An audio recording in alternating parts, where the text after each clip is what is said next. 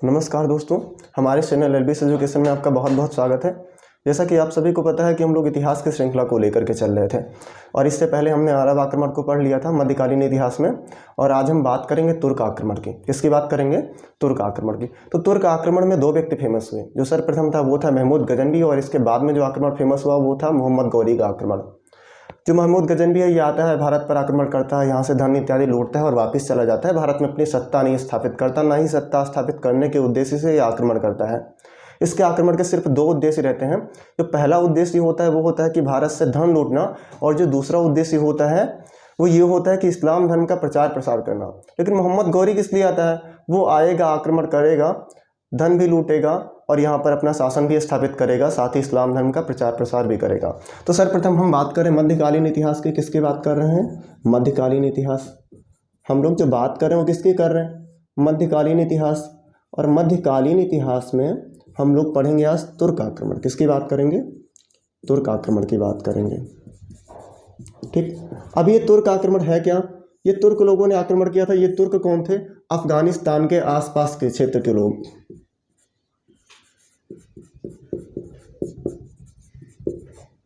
अफगानिस्तान के पास के क्षेत्र के लोग।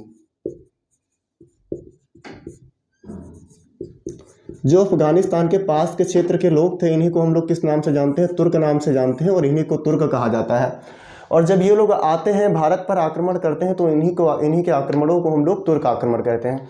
अब इनमें दो व्यक्ति फेमस हुए। इनमें कौन कौन से व्यक्ति फेमस हुए? पहला जो व्यक्ति था वो था महमूद गजनवी। कौन था? महमूद गजनवी। और महमूद गजनवी के बाद में कौन आया? मोहम्मद गौरी। कौन आया? मोहम्मद गौरी आया। ये दो व्यक्ति थे जिन्होंने भारत पर आक्रमण किया। ठीक है। अभी अगर मोहम्मद गौरी की बात करूं तो पृथ्वीराज चौहान की जो कहानी है, संयोगिता से प्रेम कहानी इत्यादि चीज़ें, ये सब इसी से कनेक्टेड है। उसकी बात हम लोग नेक्स्ट क्लास में करेंगे। आज हम लोग सिर्फ पढ़ेंगे महमूद गजनवी के बारे में। तो यहाँ पर हम लोग नोट करते हैं महमूद गजनवी के बारे में। इसने भारत पर कितनी बार आक्रमण किए? 17 बार। कितनी बार आक्रमण किए? 17 बार आक्रमण किया। अगर कोई आपसे पूछता है कि महमूद गजनवी ने भारत पर कितनी बार आक्रमण किया, तो आप क्या बताएंगे? 17 बार आक्रमण किया। ठीक। अभी हम लोग हेडिंग डालेंगे महमूद गजनवी। किसकी बात करेंगे? महमूद गजनवी की।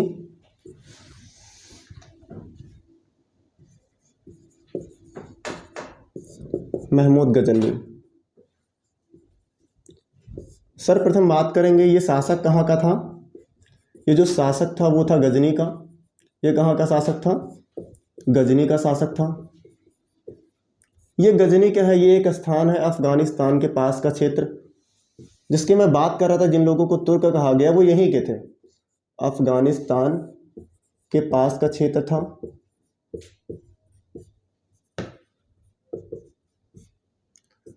और अगर इसके बाद की मैं बात करूं, ठीक है, ये किस वंश का था? तो जो महमूद गजनवी था ये किस वंश का था? गजनी वंश का था। किस वंश का था? गजनी वंश का। साथ ही इसी गजनी वंश को एक नाम और दिया जाता है, वो यामिनी वंश। क्या नाम है? यामिनी वंश। तो अब अगर आपसे प्रश्न पूछा जाता है कि जो मोहम्मद गौरी था वो किस वंश का था, तो आप क्या आंसर करेंगे? गजनी वंश। और अगर आपको ऑप्शन में गजनी वंश नहीं मिलता, गजनी नहीं मिलता, तो फिर आप क्या आंसर करेंगे? यामिनी वंश आंसर करने वाले हैं। ठीक है। इसके बाद की मैं बात करूं, जो महमूद गजनवी था, गाजी की इसने उपाधियां दो धारण की, गाजी की उपाधि और सुल्तान की उपाधि। दो उपाधियां इसने धारण की, गाजी और सुल्तान की। साथ ही इन दोनों उपाधियों को धारण करने वाला प्रथम व्यक्ति था जिसने गाजी और सुल्तान की उपाधि धारण की। तो आपके दिमाग में प्रश्न ये होगा कि गाजी क्या कहा जाता है? इसने एक आक्रमण किया 1000 में। कब आक्रमण किया? 1000 में। इसका जो प्रथम आक्रमण था वो कब हुआ? प्रथम आक्रमण इसका जो था वो 1000 में हुआ। इस आक्रमण का कोई नतीजा नहीं निकला। ठीक है, कोई नतीजा नहीं निकला। अभी अगर इसने 1000 में आक्रमण किया और उसका कोई नतीजा नहीं निकला, फिर भी इसे गाजी क्यों कहा जाता है? तो जो गाजी का मतलब होता है, अगर मैं बात करूं गाजी का, तो गाजी का मतलब क्या होता है कि ठीक है, अगर कोई विधर्मी है, कोई अगर मुस्लिम धर्म या इस्लाम धर्म स्वीकार नहीं कर पा रहा है या नहीं कर रहा है, तो उसका सर काट देना। ठीक है। और जो उनका सर काटने वाला होता है वही व्यक्ति क्या कहलाता है? गाजी कहलाता है। और महमूद गजनवी ने क्या किया कि जिन लोगों ने इस्लाम धर्म स्वीकार नहीं किया उन लोगों का गला एक तरफ से कटवा दिया, इसीलिए इसे क्या कहा जाता है? गाजी कहा जाता है। मतलब विधर्मी का कत्ल कह सकते हैं, विधर्मी का कत्ल करने वाला। विधर्मी का कत्ल करने वाला। अर्थात जो लोग अपने धर्म के नहीं हैं, दूसरे धर्म के लोग, विधर्मी किसे कहेंगे? दूसरे धर्म के लोग। जो लोग दूसरे धर्म के लोग हैं उनका कत्ल करने वाला क्या कहलाएगा? गाजी कहलाएगा। ठीक। अब इसके बाद में इसके बारे में कुछ और चीज़ें फेमस हैं। इसके जो अदर नेम है, महमूद गजनवी के जो अदर नेम है, अगर मैं अदर नेम की बात करूं, अदर नेम, तो इसके कुछ अदर नाम भी हैं, जैसे यामिन उद्दौला, यामिन उद्दौला इसका अन्य नाम है, और एक नाम इसका और है, वो क्या है? यामिन उल बिल्लाह। क्या नाम है? यामिन उल बिल्लाह। हम लोग महमूद गजनवी को इन दो नामों से जानते हैं, यामिन उद्दौला और यामिन उल बिल्लाह। इसके बारे में एक चीज़ और फेमस है, इसका एक नाम और है। क्या नाम है? इसका एक नाम और है, वो नाम है बुत सिकन। क्या नाम है इसका? बुत सिकन। इसे बुत सिकन भी कहा जाता है। अब बुत सिकन मीन्स क्या होगा? बुत सिकन का मतलब मूर्ति भंजक, मूर्ति भंजक हम लोग कह सकते हैं। क्या कह सकते हैं? मूर्ति भंजक। मूर्ति भंजक अर्थात मूर्तियों को तोड़ने वाला। इसने क्या किया? जब इसने भारत पर आक्रमण किया तो अपने लोगों को आदेश दिया, अपनी सेनाओं को आदेश दिया कि जितने भी मंदिर हैं उन्हें तोड़ दिया जाए और उनके स्थान पर मस्जिदों का निर्माण किया जाए। साथ में इसने क्या किया? मंदिर में देखो, अगर आप बात करेंगे मंदिर की, तो मंदिर में मूर्तियां होती हैं क्योंकि हिंदुओं की श्रद्धा है। और इसने क्या किया? साथ में मंदिरों को तोड़ा, मूर्तियों को तोड़ा, और मूर्तियों को तोड़ने की वजह से ही इसे हम क्या कहते हैं? मूर्ति भंजक कहते हैं। तो इसे मूर्ति भंजक क्यों कहा जाता है? मूर्ति भंजक होता क्या है? मूर्तियों को तोड़ने वाला। क्या होता है? मूर्तियों को तोड़ने वाला। अगर मूर्ति भंजक की मैं बात करूं तो मूर्तियों को तोड़ने वाला क्या कहलाता है? मूर्ति भंजक कहलाता है। अब हम लोग बात करेंगे इसके आक्रमण की बात करेंगे, भारत पर किए गए आक्रमण, भारत पर किए गए आक्रमण। अगर मैं बात करूं इसके द्वारा भारत पर किए गए आक्रमण की, तो इसका जो सर्वप्रथम आक्रमण था वो कब था? 1000 में था। कब था? 1000 में प्रथम आक्रमण था। कौन सा आक्रमण? प्रथम आक्रमण। और इस आक्रमण का कोई नतीजा नहीं, कोई नतीजा नहीं। ये आक्रमण इसने कहाँ किया था? ये आक्रमण इसने किया था पेशावर के क्षेत्र पर। किस क्षेत्र पर? पेशावर के क्षेत्र पर किया था। कहाँ किया था? पेशावर के क्षेत्र पर किया था। अच्छा, अगर मैं इसके दूसरे आक्रमण की बात करूं तो इसके जस्ट बाद इसने एक आक्रमण और किया, वो था 1001 का आक्रमण। कब का आक्रमण? 1001 का। और इस आक्रमण को इसके बहिंद के युद्ध के नाम से जाना जाता है। किस युद्ध से? बहिंद के युद्ध, या इसे हम बहिंद का युद्ध कह सकते हैं। कौन सा युद्ध? बहिंद का युद्ध। अच्छा, बहिंद का युद्ध ये हुआ तो 1001 में, और किसके किसके बीच हुआ? ये दो लोगों के बीच हुआ। जो पहला व्यक्ति था वो कौन था? जयपाल था। कौन था? जयपाल। ठीक। और दूसरा व्यक्ति कौन था? महमूद गजनवी था। कौन था? महमूद गजनवी। इन दोनों के बीच में हुआ, जिसमें जीत होती है महमूद गजनवी की। ये हार जाता है, रुपए पैसे लेकर के वापस चला जाता है, और इसी साल ये कसम खाएगा कि ये भारत पर हर साल आक्रमण करेगा, हर वर्ष भारत पर आक्रमण करेगा और यहाँ से धन इत्यादि को भारी मात्रा में लूटेगा। आगे हम इसके अन्य आक्रमण की बात करेंगे। इसने भारत पर जो आक्रमण किया वो 17 बार आक्रमण किया, लेकिन इसके 17 बार के किए गए आक्रमण इंपॉर्टेंट नहीं है, उसमें से कुछ आक्रमण ही महत्वपूर्ण है। अगर मैं बात करूं, देखो इसके जो 17 आक्रमण हैं उनसे प्रश्न नहीं आते हैं, कुछ ही आक्रमणों से प्रश्न आते हैं, वो भी 1-2 हो गए, तो उनकी हम लोग यहाँ बात करेंगे। जो जो थोड़ा थोड़ा भी महत्वपूर्ण है हम लोग उनके बारे में डिस्कस करते हुए चलेंगे आगे। अगर मैं बात करूँ इसका जो 1005 का आक्रमण था, कब का आक्रमण? 1005 का आक्रमण। तो ये आक्रमण इसने मुल्तान पर किया। कहाँ किया? मुल्तान पर किया। मुल्तान पर आक्रमण करेगा, इस क्षेत्र पर अधिकार करेगा, और फिर यहीं से ये पुनः भारत में आक्रमण करना शुरू कर देगा। और 1000 अगर मैं 8 की बात करूं तो जो 1008 का आक्रमण है वो इसका होगा नगरकोट पर। कहाँ होगा? नगरकोट। ये कहाँ पड़ता है? हिमाचल प्रदेश में पड़ता है। साथ में 1008 के बाद में अगला जो इसका आक्रमण होता है वो होता है 1018 में आक्रमण, और 1018 में ये करेगा आक्रमण कन्नौज पर करेगा, कन्नौज पर। अच्छा, कन्नौज में उस टाइम जो शासक था वो कौन सा शासक था? वहां पर प्रतिहार वंश उस टाइम चल रहा था, गुर्जर वंश था, गुर्जर प्रतिहार वंश, और उसका जो शासक था वो था राज्यपाल गुर्जर। कौन सा शासक था? शासक राज्यपाल गुर्जर। नाम क्या था उसका? राज्यपाल गुर्जर।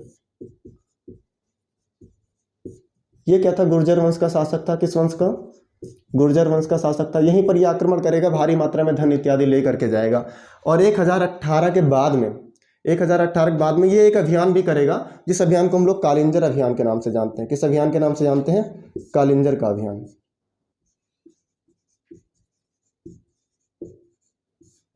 एक वंश हुआ करता था पहले, जिस वंश का नाम था चंदेल वंश। क्या नाम था? चंदेल वंश। आपने एक कहानी सुनी होगी ना, चंदेलों के मुख, हमने सुनी कहानी थी, खूब लड़ी मर्दानी मातो झांसी वाली रानी थी, ठीक है। तो ऐसे ही एक था चंदेल वंश, क्या नाम था, चंदेल वंश, और इसका जो शासक हुआ करता था उसका नाम था विद्याधर, क्या नाम था, विद्याधर। और इसी शासक के खिलाफ महमूद गजनवी ने क्या किया, कालिंजर अभियान किया। तो कभी कभी प्रश्न इससे भी याद आता है कि जो कालिंजर अभियान था महमूद गजनवी ने किसके खिलाफ किया था, तो आप क्या आंसर करने वाले हैं कि विद्याधर के खिलाफ किया था, ठीक है। अगर मैं आगे बात करूं, इसका जो सबसे इंपॉर्टेंट, सबसे महत्वपूर्ण आक्रमण था वो था 16वां आक्रमण, जिससे प्रश्न आने की काफी ज्यादा संभावना रहती है। कौन सा आक्रमण था, 16वां आक्रमण।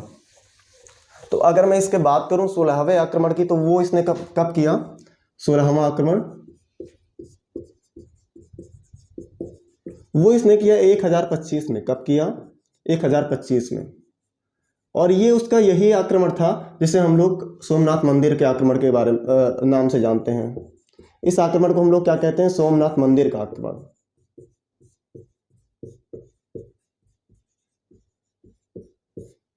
अगर मैं बात करूं सोमनाथ मंदिर की, तो आपको पता होगा कि जो ज्योतिर्लिंग है, जो शिव का ज्योतिर्लिंग है, वो भारत में कितने हैं, 12 हैं। और उन्हीं में से एक था ये सोमनाथ का ज्योतिर्लिंग, ठीक है। उस टाइम ये पड़ेगा कहाँ, ये गुजरात में पड़ेगा। और उस टाइम जो यहाँ का शासक था, वो यहाँ जो वंश चल रहा था वो था चालुक्य वंश। कौन सा वंश था, चालुक्य वंश। और चालुक्य वंश का जो शासक था वो था भीम प्रथम। क्या, कौन था, भीम प्रथम था, ठीक है। ये आक्रमण करेगा, भीम प्रथम को हराएगा, और फिर क्या करेगा, मंदिर को तोड़े फोड़ेगा, ठीक है। और साथ में जो मूर्तियां हैं और मंदिर में जो सामान है, जो धन इत्यादि खजाने जमा किए हुए होते हैं, उन्हें वापस लेकर के चला जाएगा। इसके बारे में एक चीज और फेमस है, ये जो 16वां आक्रमण था, ये हिंदू आस्था को क्षति पहुंचाने वाला, सबसे अधिक हिंदू आस्था को क्षति इसी आक्रमण ने पहुंचाई। हिंदू आस्था को सबसे अधिक क्षति पहुंचाने वाला आक्रमण, हिंदू आस्था को सबसे अधिक क्षति पहुंचाने वाला आक्रमण। ये कैसा आक्रमण था, ये आक्रमण था जिसने हिंदू धर्म की आस्था को डगा दिया। अगर मैं बात करूं, देखो जो हिंदुओं का विश्वास था सोमनाथ मंदिर के बारे में, अगर मैं बात करूं तो सोमनाथ मंदिर में एक तलवार हुआ करती थी, ठीक है। दीवारों में मैग्नेटिक इफेक्ट उत्पन्न करके उस तलवार को बीच में रोका गया था। और जब ये मंदिर को तोड़ेगा तो तलवार को लेकर के अपने साथ जाएगा, और लोग कहेंगे अभी तक भगवान थे, भगवान के भरोसे तलवार रुकी हुई थी और इसने मंदिर तोड़कर भगवान को मार दिया। तो इसलिए हिंदू धर्म को सबसे अधिक क्षति इसी आक्रमण से पहुंचती है। ये इसके बारे में महत्वपूर्ण बात है कि ये जो सबसे अधिक हिंदू धर्म को क्षति पहुंचाने वाला आक्रमण कौन सा था, तो आप क्या आंसर करेंगे, 16वां आक्रमण। और ये महमूद गजनवी ने कब किया, 1025 में किया। इसके बाद में क्या होगा, ये वापस चला जाएगा, लेकिन वापस जाते वक्त मैंने बताया कि जब ये वापस जाता था तो एक जाति हुआ करती थी खोखर जाति, ठीक है। वो लोग क्या करते थे, जब ये धन इत्यादि लूट करके यहाँ से वापस जाता था तो वो लोग आते थे इसके ऊपर आक्रमण करके और इनसे धन इत्यादि को लूट लेते थे। तो इसने सोचा क्यों ना जाते जाते इन लोगों का भी खात्मा किया जाए, इनके खिलाफ भी एक अभियान किया जाए, ठीक। तो ये खोखर जाति थी, 1027 में एक अभियान चलाता है खोखर जाति के खिलाफ। 1027 का जो इसका अभियान होगा, अगला जो आक्रमण करेगा वो 1027 में करेगा खोखर के खिलाफ। किसके खिलाफ, खोखर के। अब ये खोखर क्या थे, ये जाट से संबंधित थे, ये छापामार युद्ध करते थे, ठीक है। 1027 में आक्रमण करेगा, एक अभियान करेगा, इन लोगों को हराएगा और फिर वापस चला जाएगा और 1030 में चल बसेगा। 1030 में इसकी मृत्यु हो जाएगी।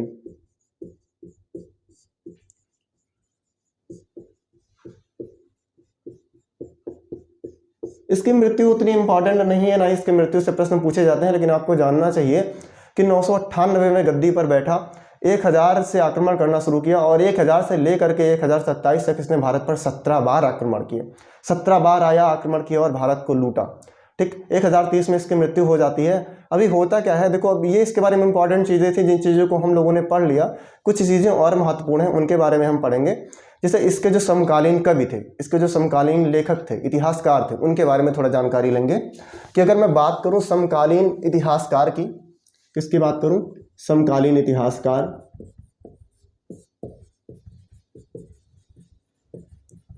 तो उसमें कुछ लोगों का नाम आता है। उसमें जो सर्वप्रथम नाम आता है वो फिरदौसी का आता है।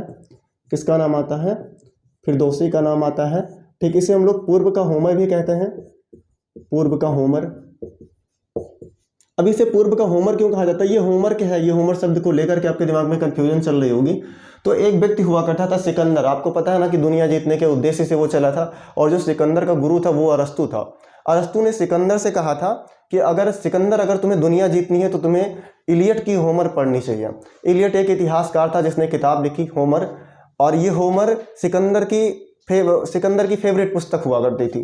तो फिरदौसी को भी क्या कहा जाता है, पूर्व का होमर कहा जाता है। ये क्या था, ये दरबारी कवि हुआ करता था। ये क्या था, दरबारी कवि था। किसका, महमूद गजनवी का। ठीक है, महमूद गजनवी का क्या था, दरबारी कवि भी था। अब अगर ये महमूद गजनवी का दरबारी कवि था तो महमूद गजनवी ने क्या किया, उसने कहा भाई फिरदौसी आप हमारे बारे में भी कुछ लिखो। तो फिरदौसी ने कहा कि अगर मैं आपके बारे में लिखूंगा तो मुझे उसके लिए पैसे चाहिए। बात तय हुई, 60,000 सोने के सिक्के होते हैं उन पर बात तय होती है। और जब वो इसके बारे में पुस्तक लिखता है तो ये उन्हें 60,000 चांदी के सिक्के देता है। अब ये चांदी के सिक्के दिए तो उसे लगा उसके साथ धोखा हुआ है। फिर उसने कहा कि अब मैं इसके बारे में सच लिखूंगा, क्योंकि वो महमूद गजनवी के साथ में रहा था तो जाहिर सी बात है इसके बारे में सारा सच सब कुछ पता था। और फिर उसने क्या किया, एक किताब लिखी। उस किताब का क्या नाम था, शाहनामा। क्या नाम था किताब का, शाहनामा। ठीक, ये किस भाषा में लिखी गई, फारसी भाषा में लिखी गई किताब, फारसी भाषा में। अगर मैं इस किताब के भाषा की बात करूं, प्रश्न आता है कि जो शाहनामा है वो किस भाषा में लिखी गई है, तो आप क्या आंसर करेंगे, फारसी भाषा में। और इस किताब को क्या कहा जाता है, ईरान का महाकाव्य कहा जाता है। क्या कहा जाता है, ईरान का महाकाव्य। इस किताब को क्या कहा जाता है, ईरान का महाकाव्य कहा जाता है। अच्छा, ईरान का महाकाव्य क्यों कहा जाता है, इसने क्या किया कि जो शाहनामा पुस्तक थी इसमें कर्मकांडों को लिख दिया महमूद गजनवी के सभी अच्छे और बुरे कार्यों को इसने इस किताब में मेंशन किया। और इसीलिए ये किताब इतनी फेमस हुई कि ईरान का हर व्यक्ति इस किताब को पढ़ना चाहता था। और ईरान का अगर हर व्यक्ति पढ़ना चाहेगा तो जाहिर सी बात है किताब फेमस होगी और ईरान का महाकाव्य बन गई। बाद में क्या हुआ, महमूद गजनवी के मंत्रियों ने कहा कि भाई देखो ये जो फिरदौसी है ये लिख रहा है आपके बारे में उल्टा पुल्टा लिख रहा है, तो आप इसका मुंह बंद करवाइए। तो महमूद गजनवी ने सोचा कि ये इतना फेमस हो गया है कि अगर मैंने इसे कुछ किया या इसकी हत्या करवाई तो लोगों को पता चल जाएगा कि मैं गलत था, तो क्यों ना इसी से ही ये लिखवा दिया जाए कि इसने जो कुछ भी लिखा वो गलती से लिखा। और इसे सही करवाने के लिए ये ट्रक भर भर के, गाड़ी भर भर के पैसे भेजेगा फिरदौसी के पास। लेकिन जब तक पैसे पहुंचेंगे, फिरदौसी की मृत्यु हो चुकी होती है। कहते हैं कि उसकी एक ही बेटी थी और उसकी बेटी ने पैसे लेने से इनकार कर दिए। और इसीलिए कहा जाता है, इसके बारे में एक सूक्त प्रसिद्ध है महमूद गजनवी के बारे में कि जो महमूद गजनवी था वो एक कवि का कर्जदार रहा। महमूद गजनवी क्या रहा, एक कवि का कर्जदार रहा। तो अगर बात की जाए कि इसका दरबारी इतिहासकार कौन था या दरबारी कवि कौन था, तो आप क्या आंसर करेंगे, फिरदौसी आंसर करेंगे। इसके बारे में एक पुस्तक है शाहनामा। और प्रश्न पूछा जाता है कि पूर्व का होमर किसे कहा जाता है, तो आप क्या आंसर करेंगे कि जो पूर्व का होमर था वो किसे कहा जाता है, फिरदौसी को कहा जाता है। इसके बाद में एक लेखक और था, इसके टाइम का इतिहासकार था, उसका नाम था अलबरूनी। क्या नाम था, अलबरूनी। अलबरूनी नाम था। इसने एक किताब लिखी, उस किताब का नाम था किताबुल हिंद। क्या नाम था, किताबुल हिंद। और इसी किताब का अन्य नाम भी था तहकीक हिंद, तहकीक हिंद। अगर पूछा जाए कि उसके समकालीन अन्य लेखक कौन थे, तो आप क्या आंसर करेंगे, अलबरूनी। ये भी किसके समकालीन था, महमूद गजनवी के समकालीन था। इसने किताब लिखी, उस किताब का नाम था किताबुल हिंद या तहकीक हिंद। साथ में इसके बारे में जो इंपॉर्टेंट चीज़ है, अगर मैं अलबरूनी की बात करूं तो अलबरूनी के बारे में जो इंपॉर्टेंट चीज़ है वो ये है कि इसने सर्वप्रथम हमारे यहाँ जो धार्मिक ग्रंथ है उनका अध्ययन किया। अलबरूनी, इसने किताब लिखी किताबुल हिंद। क्या नाम था किताब का, किताबुल हिंद। साथ में इसने क्या किया, पुराणों का अध्ययन करने वाला, पुराणों का अध्ययन करने वाला